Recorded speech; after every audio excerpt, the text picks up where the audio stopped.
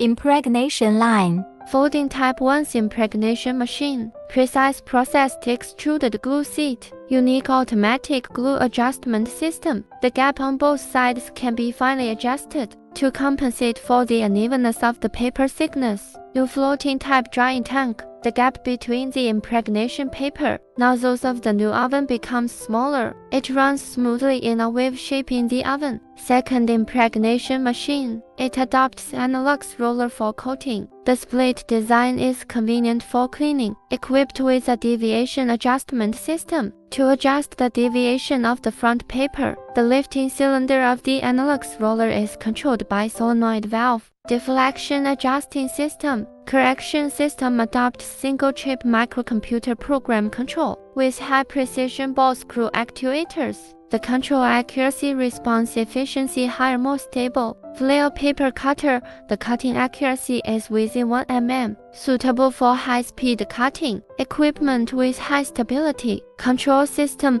Important operation function is realized by the push button and the selector switch. Other functions such as the rotation direction, the advance of the roller speed, the quantitative roller gap, etc., can be monitored and adjusted in real time on the touch screen.